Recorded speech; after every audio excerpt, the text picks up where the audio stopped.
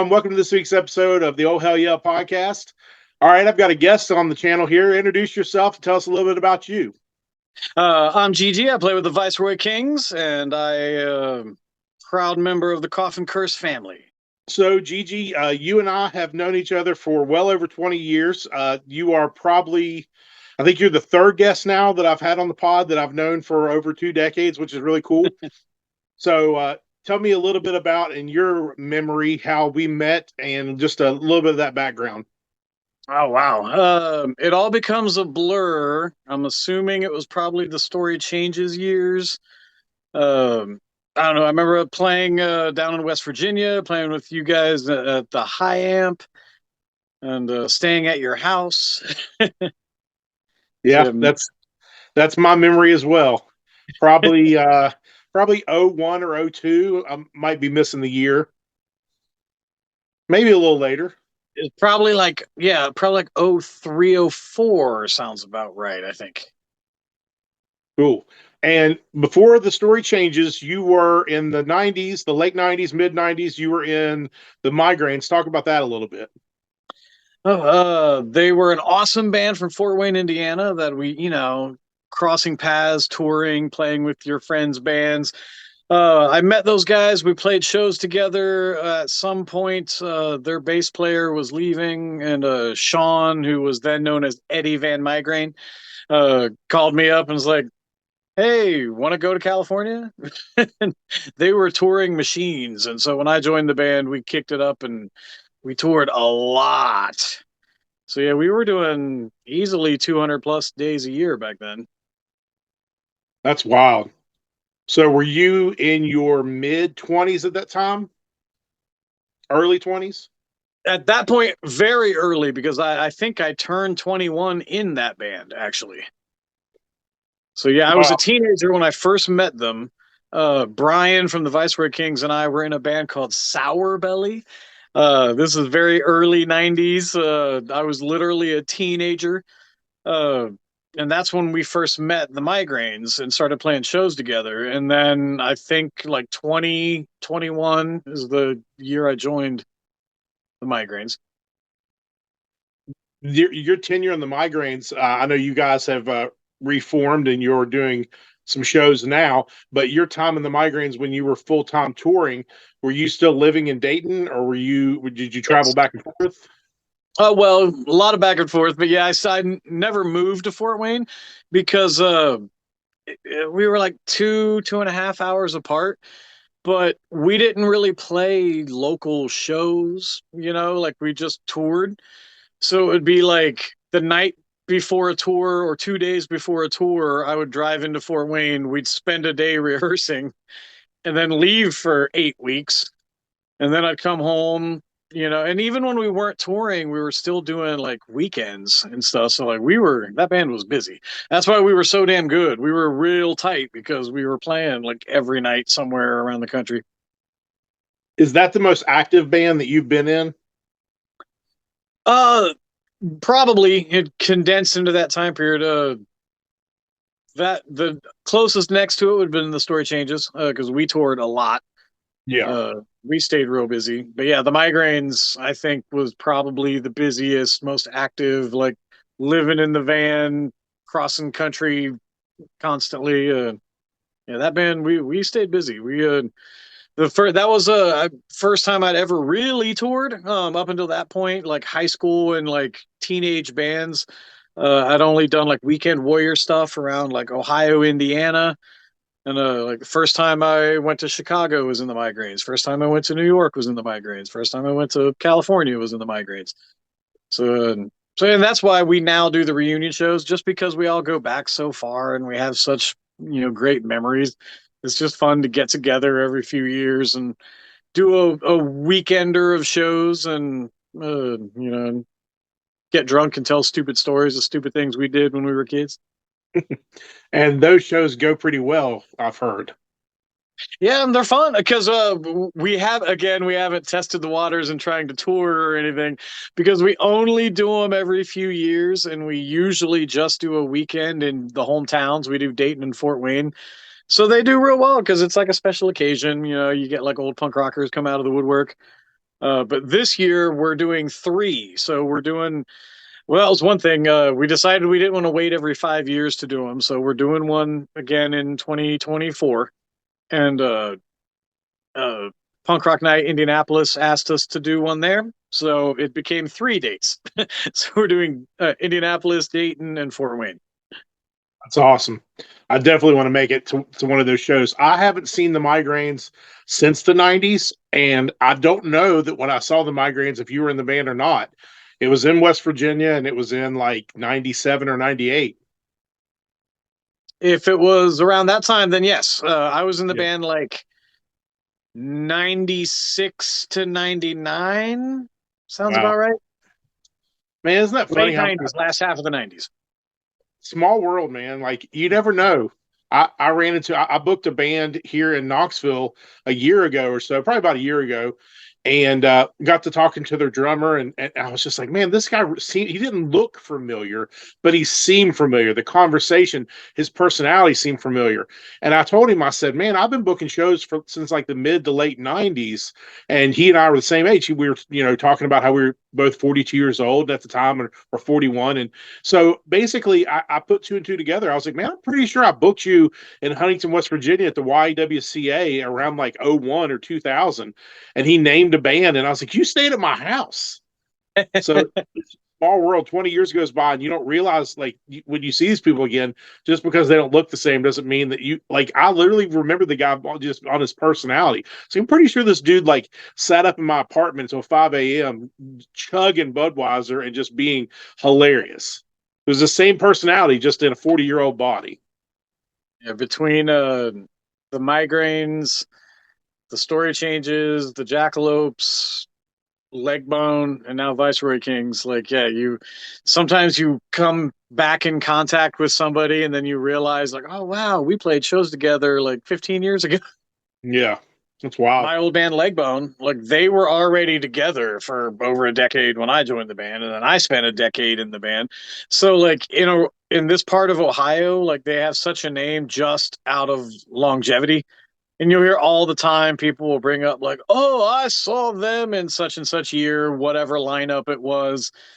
It's just the fact that they've stayed together for 30 years. People know the name.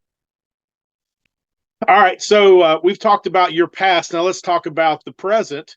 Tell us how Viceroy King started and where you are today with the band. Let's see, what year was that?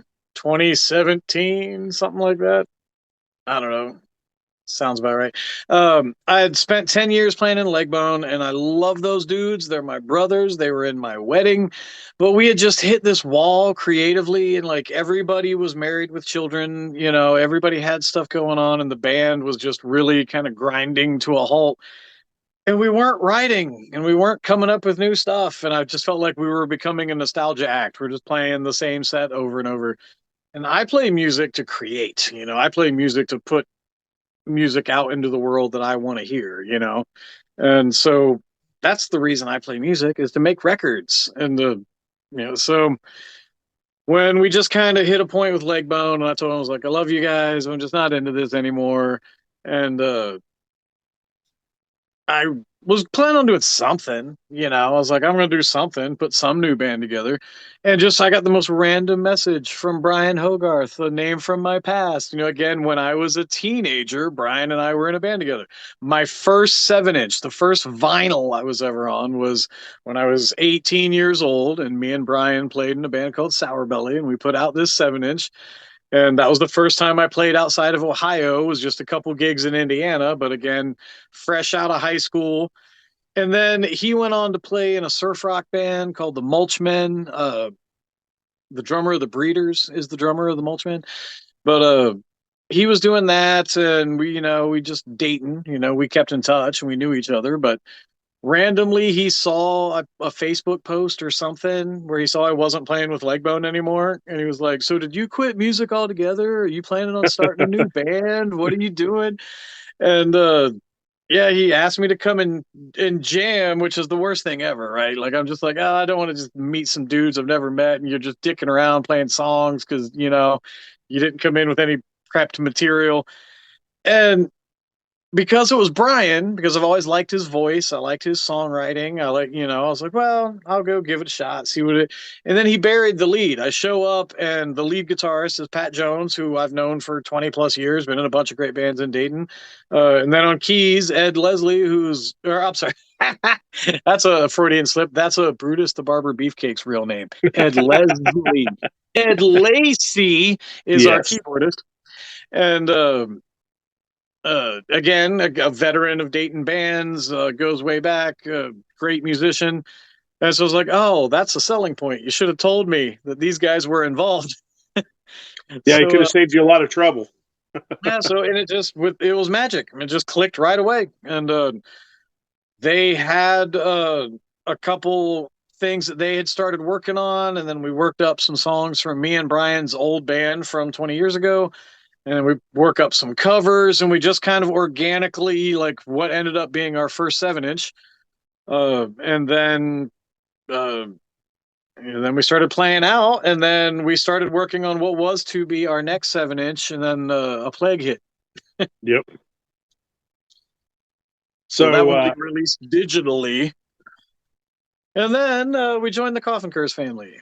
Basically, our album ended up being a collection of 3 different EPs, all remixed and remastered. The songs from the first 7 inch, the album versions are very different because yeah, we'd been playing them live for a while and they had just evolved.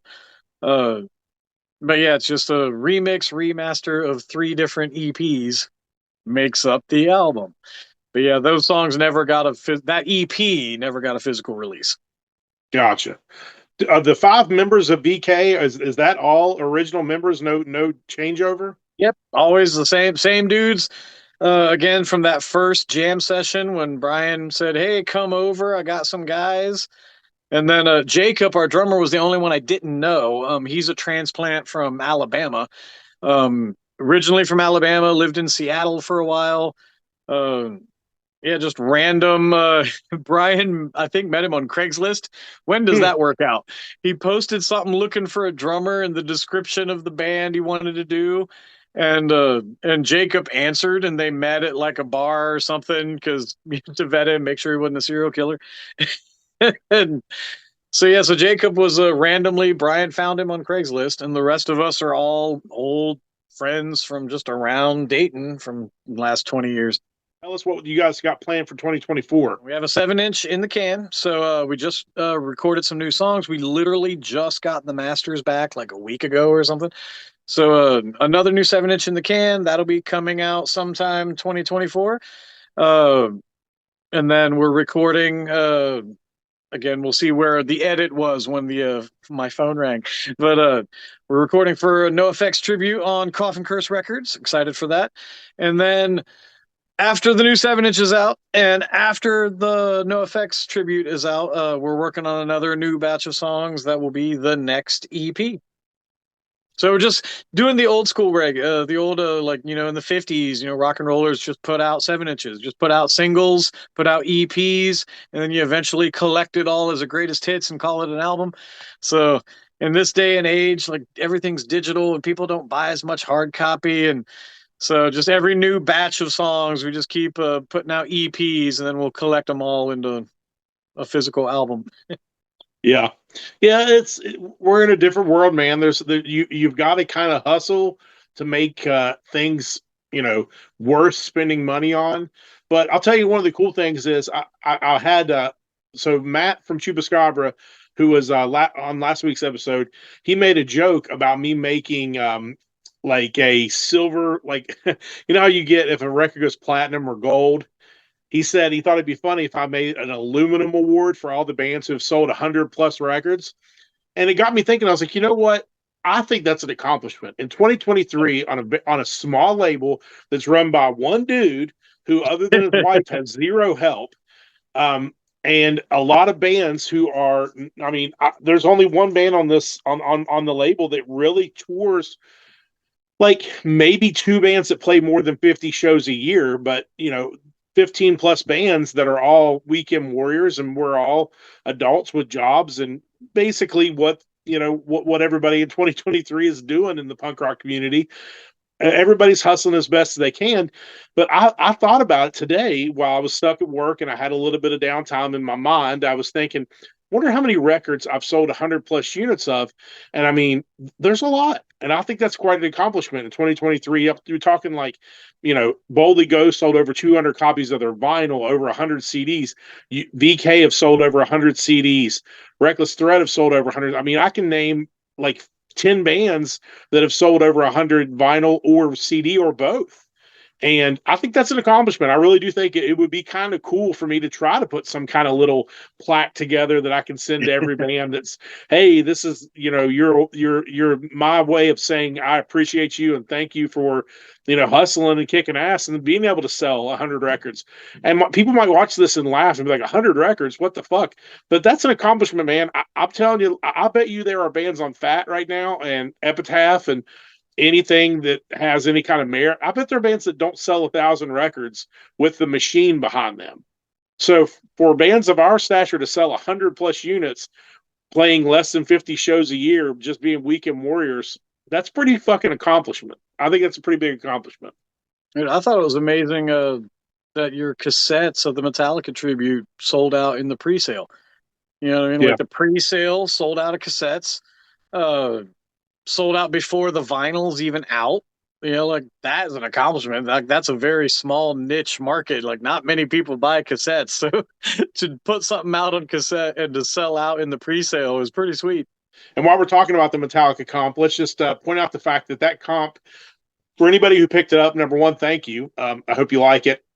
I'm really proud of it. I want to thank you, Gigi, for all the work you did.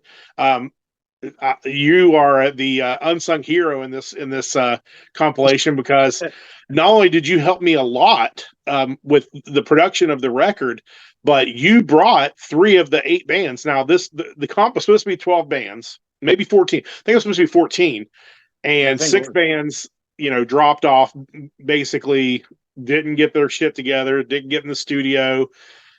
Oh, excuses, excuses, excuses. But 14 whittled down to 8, and it actually whittled down to 7. And I texted you one day and I said, man, we cannot put out an album of a tribute to a band with 7 songs on it. I know it's Metallica. I know the first few records only had like 8, 9, some tops 10 songs.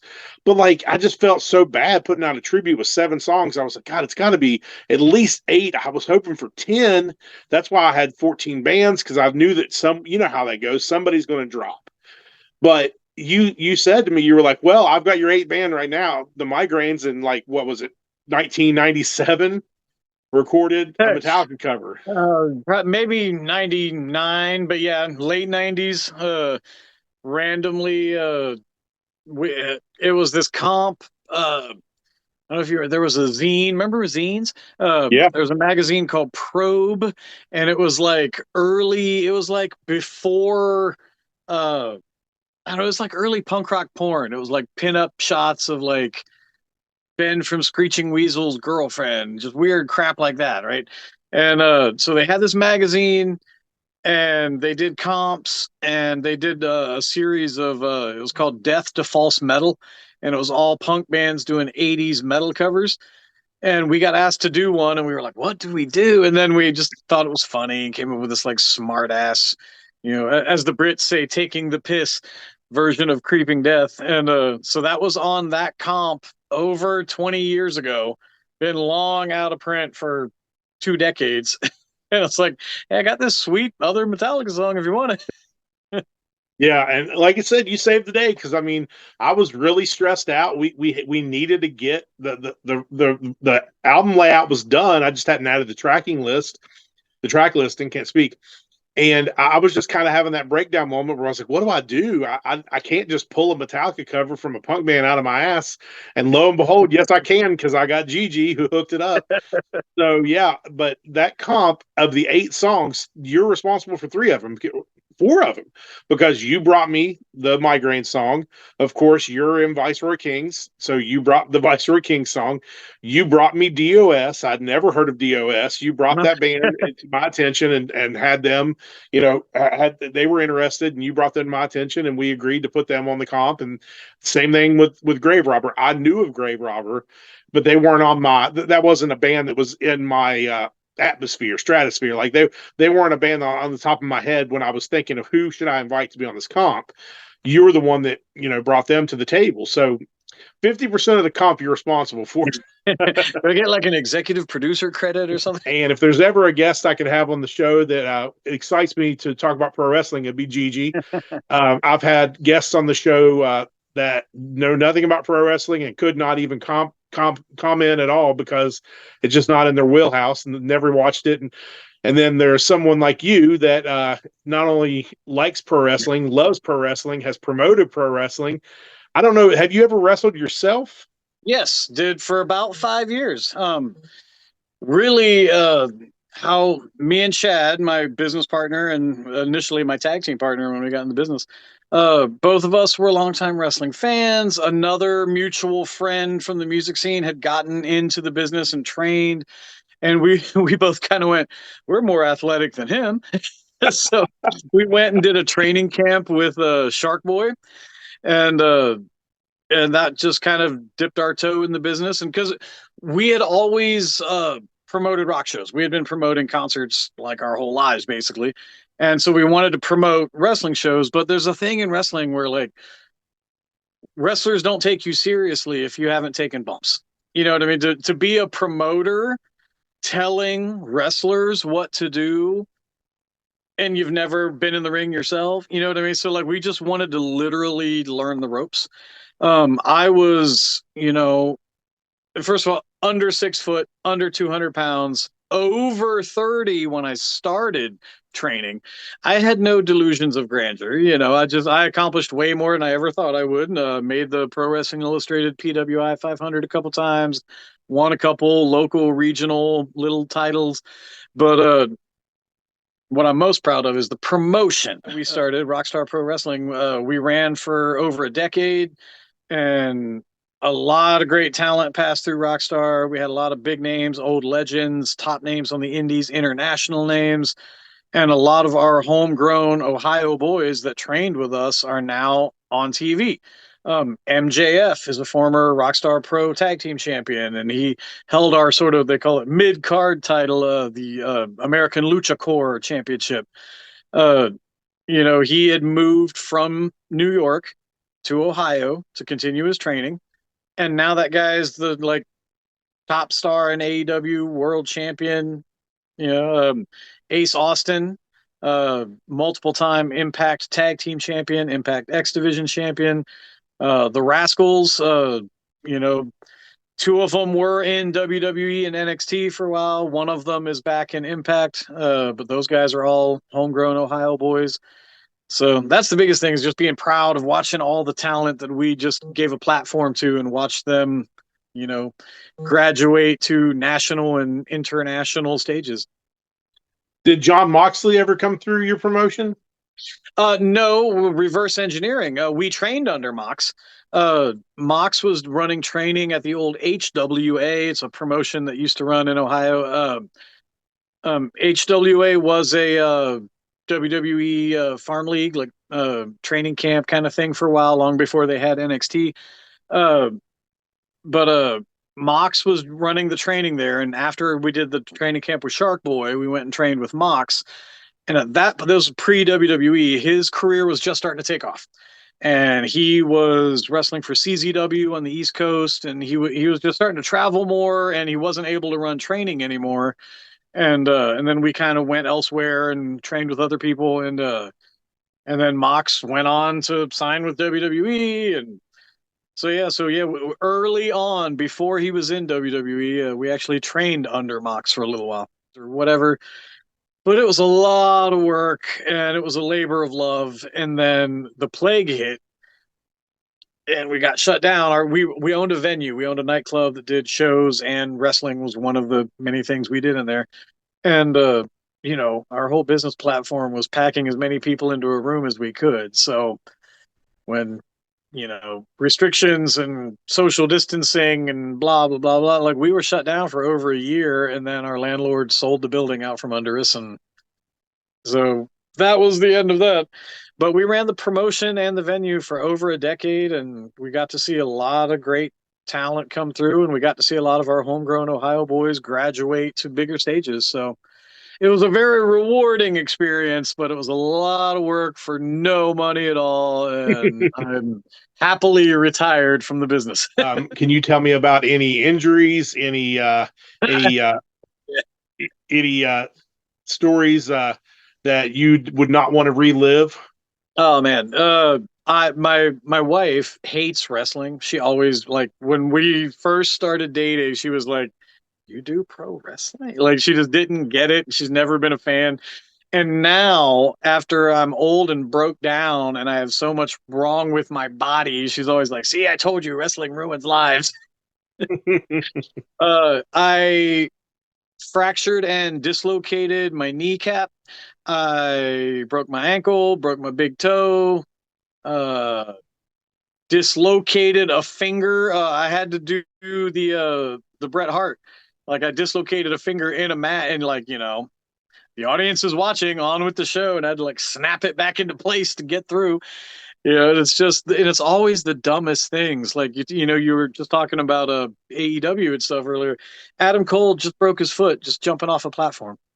You know what I mean? Yeah, It's always just the weirdest things. You never know. When I broke my toe, it was on a move I'd done a million times. Just it was my finisher. Just somehow, this one time I landed just right and broke my big toe. You know what I mean? You'd never know. yeah, The injury that finally like retired me was really my ankle, but we always had this saying like it's probably fine. And guys work through a lot of injuries because if you're not working, you're not making money, and you tape it up and you take some pain pills and you try to power through. And I had thought that I had sprained or strained something in my ankle, and it turns out it was broken. But I continued to go to my day job and I continued to wrestle at least once a week on a broken ankle. So now like it's all messed up. But I was wrestling on a broken ankle already. And then randomly somebody dropped an elbow on me and cracked a rib and I oh, couldn't breathe. And so like, you have to go home early. It was finish the match and I'd get backstage and I can't breathe, go to the doctor, get x-rays. While I'm getting checked out, I'm like, "Oh, hey, my ankle's been bothering me. Can you take a look at it?" And then I found out, oh, it's been broken for like a month. I'm still walking around on it. yeah, and no medical insurance unless you're paying for it yourself. Yeah, that I was lucky that I had insurance through like my day job. Uh, but yeah, a lot of if you're traveling, it's hard. It's just like music. It's hard to hold down a steady job that gives you the freedom to go travel on the weekends or whatever. So Yeah, yeah, I was yeah, lucky that I had insurance, but yeah, a lot of guys don't. And I've seen some gnarly things. I've seen broken bones and lots of stitches and just random things that happen. And yeah, but it's all fake. yeah. That's Oh, why yeah, of course. wrestlers get so offended by fake. Like you can talk about entertainment and you can say, scripted or predetermined or whatever, but the physicality is very You real. talked a lot about wrestling, but tell me if you can recall, since you're also a lifelong wrestling fan, can you recall the one wrestler that actually got piques your interest, that got you into wrestling as a youth? Ooh. One specific, if I had to name one, I'm going to say it was probably Roddy Piper because I remember his work with Flair and stuff and like before, like pre Hulkamania, pre WrestleMania. And, but I grew up with like the Horsemen and Dusty Rhodes and all that old NWA stuff.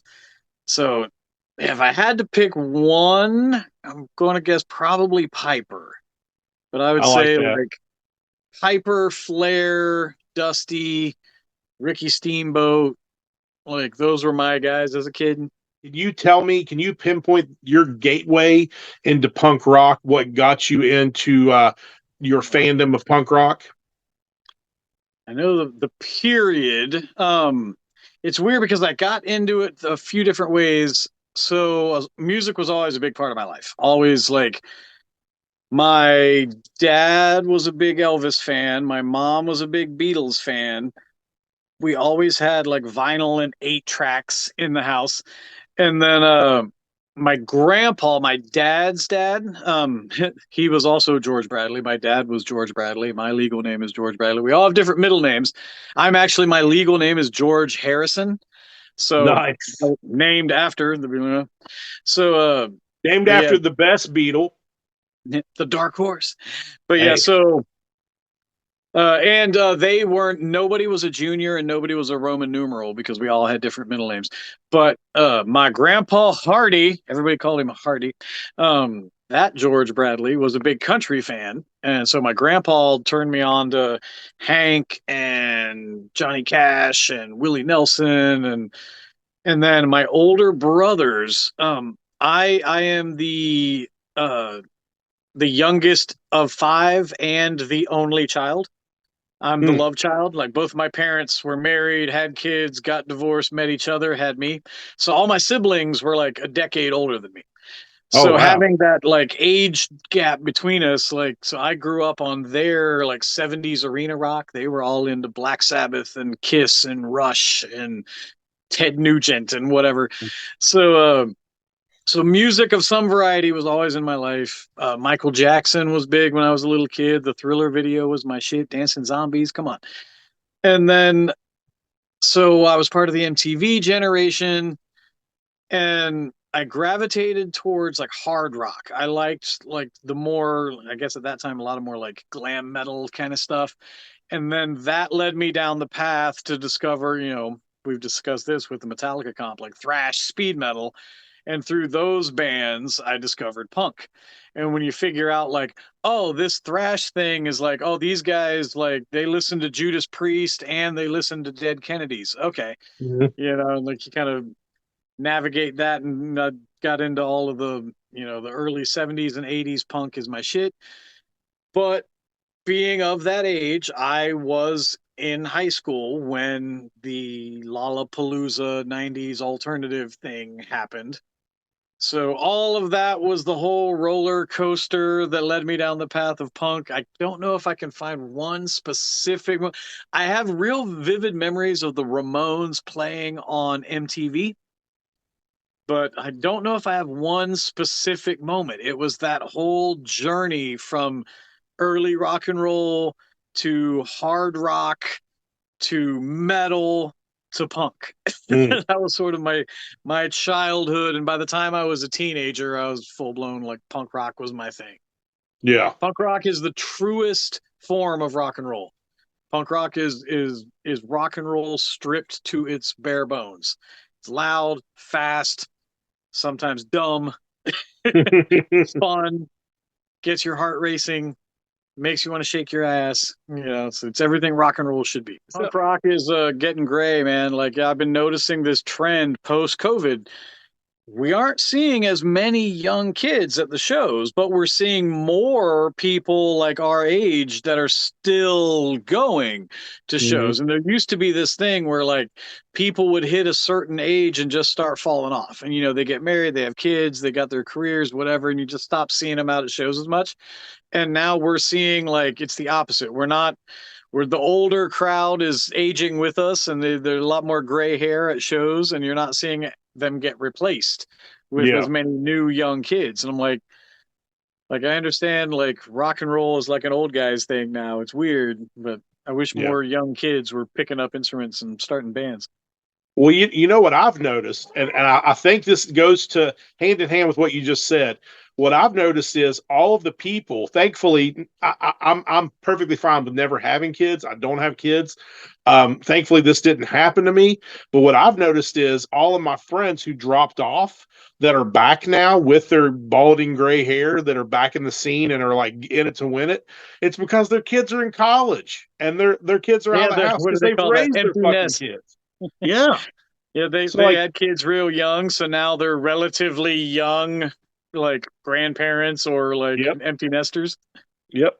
That's what I'm seeing, man. People my age, 40, 40 to 45 to, 50-year olds at shows reliving what they left when they were 20. Then you got people like me. I think you're probably a part of this as well. Like people like us that didn't have kids, we just never left. Yeah. There's a wild thing that I always forget about. our keyboardist is retirement age. Yeah.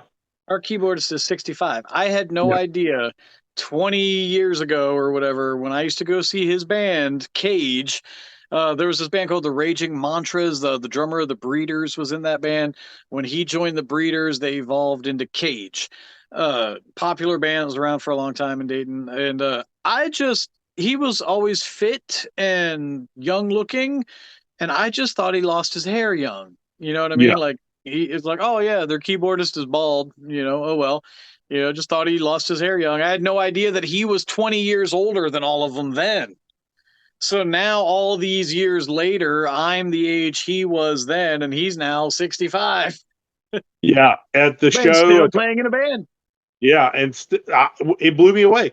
Like I knew he was older. Obviously, I knew he was older than you and Brian, but he even in my experience with the few times the VK and Reckless Thread have played together, he's one of the more talkative people in your band. Your Yes. guitar player is obviously a sweetheart, but not super talkative. And your drummer is pretty talkative, but the keyboard player Ed is definitely, other than you and Brian, probably the person I've spent the most time communicating with. And I knew that he was probably in his mid 50s in my mind. I was like, super like with it kind of guy. So we're sitting there in Louisville last month when we played together in Louisville, and he's shooting the shit with me at the couch. And I'd smoked weed and I was really high, and he's just sitting there talking to me. And he goes, "How old do you think I am?" And I said, "I don't know, like 55, 56." And he's like, "I saw the Beatles." He's like, "You know how old I am? I saw the Beatles. I went to see the Beatles." I was like, "Okay." So I did the math. I was like, "Jesus Christ, you really saw the Beatles? They broke up, and holy fuck, you're in your mid 60s." Like 65. It blew me away. I was shocked. I literally thought he was tops 56. He might be in the best shape of all of us.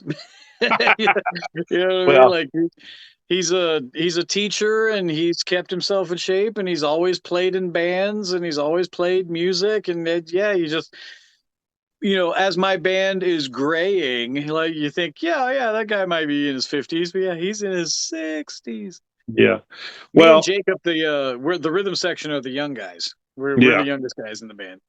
You're the youngest, right? Yeah. Yeah. Well, next time you talk to Ed, ask him what his bump number is, and then you can tell him that that's why he might get around a little bit better than you. Yeah. Yeah, I filled my bump card. Yeah. So while we wrap up here, what's on the horizon for Viceroy Kings? Do you have anything coming up big before 2024? I know your job is kind of crazy this time of year. So are you guys not playing anymore for the rest of the year? We have a handful of shows. Yeah, the holidays get crazy for me, so it's hard to commit to a lot of things. But I've discovered that I can usually navigate relatively local Saturdays and make it work. So, Yeah. so we have a big Halloween show coming up, October 28th in Middletown, Ohio, at Leo's at the Slice. It's like a punk rock pizza place. And then in December 9th, we're playing a hometown show at Blind Bob's with the Coffin Cats. Cool. And then December 23rd, the Saturday before Christmas, uh, I don't think he's officially announced this yet. I don't know when your podcast is going to be up, but it's the Super Satan Christmas Party. So in Nice. Cincinnati, there's a rock and roll puppet show, the Super Satan Show. Plug, Jason. Yeah. Go check out the Super Satan Show. It's hilarious. During the pandemic, he kept Cincinnati's music scene alive, man. When Yeah. everything was shut down and there were no gigs, he was doing like a live Facebook feed. Bands would come on his show, and it's a puppet of the devil interviews bands. Like, it's funny. Yeah. He's a really nice guy. Really nice guy. So last year he was going to throw this big Super Satan Christmas party, and we got a damn blizzard and it canceled it. So he's trying it again this year. So yeah, the Super Satan Christmas party at Southgate House Revival, Cincy area. It's actually Newport, Kentucky. But so yeah, the Yeah. Christmas show, Halloween show, and Coffin Cats show. Very cool. And then new 7-inch in what late? Are you thinking late winter 2024 or early spring, maybe? Somewhere around then. Yeah, I was just doing the math in my head. I'm like, yeah, it'll be out sometime around then. So yeah, Cool. early 2024, we'll have a new 7 inch. Sometime 2024, no effects tribute on Coffin Curse, and then when we go into record for the no effects tribute, we're going to be recording a couple other songs. Hopefully, that's going to be the next 7 inch, late 2024. Very cool. I dig it. Well, thank you for doing this. I've had wanted to have you on here for a long time, but I'm glad to have finally worked out the schedules and everything. I appreciate you doing it. And thanks for hanging out with me and taking some time. And um, tell everybody I said hey, and we'll see you soon, man. Will do. Thank you, All brother. right. Talk to you soon. Love you, dude. Love you, brother.